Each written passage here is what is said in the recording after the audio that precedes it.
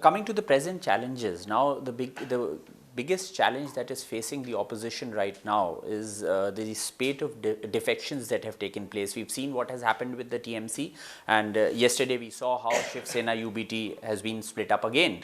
So how do you look at these developments, and what is the Congress's view on that? The single cause for this is the humiliation that the self-styled Chanakya of Indian politics, the man who really calls himself Chanakya, unlike me, he was humiliated on the 17th of April in the Lok Sabha. He promised the Prime Minister that he would get these 3 delimitation bills passed.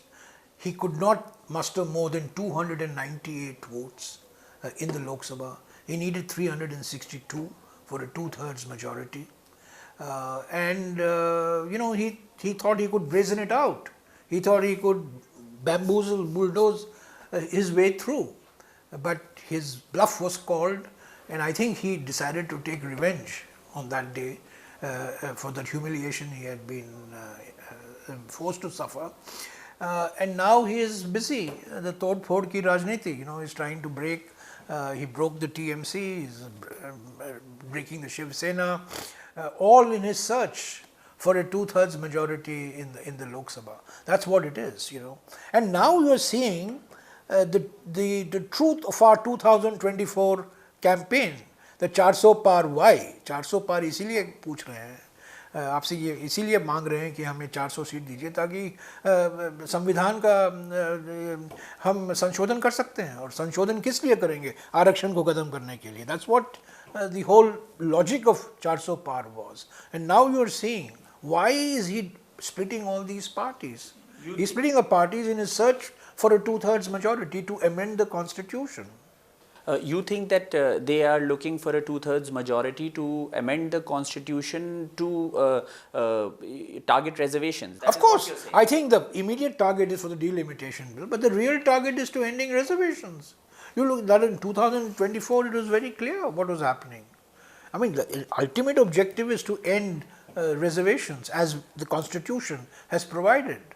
And in spite of what the Prime Minister says, the Chief Minister of UP is on record as having said, आरक्षण को खत्म होना चाहिए, आरक्षण के साथ हम रह नहीं सकते, ये आरक्षण हमारे देश के हित में नहीं है. UP Chief Minister has said this.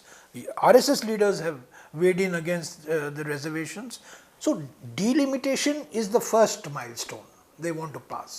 But ultimately, there are 3 years more left for this government. They want to amend the constitution in diverse ways. And one fundamental way they have always been uncomfortable with this constitution. Remember, on the 26th of November 1949, when this constitution was adopted by the Constituent Assembly, the organizer attacked it.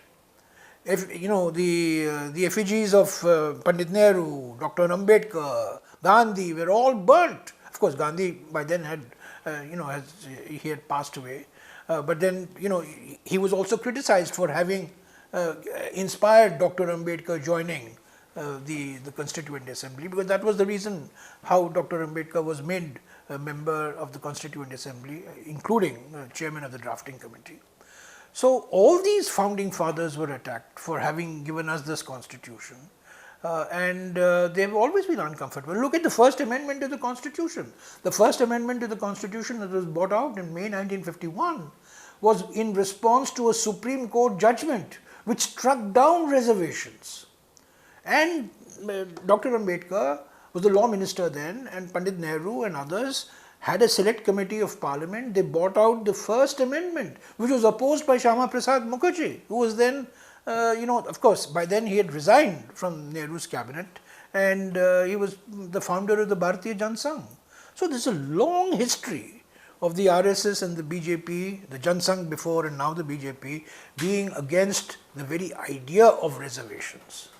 Bhajpa का ये कहना है कि संविधान संशोधन उन्हें इसलिए ज़रूरी है क्योंकि महिला आरक्षण देना है, और ये महिला आरक्षण के लिए जल्द से जल्द पारित होना चाहिए. इस पर आप क्या कहेंगे?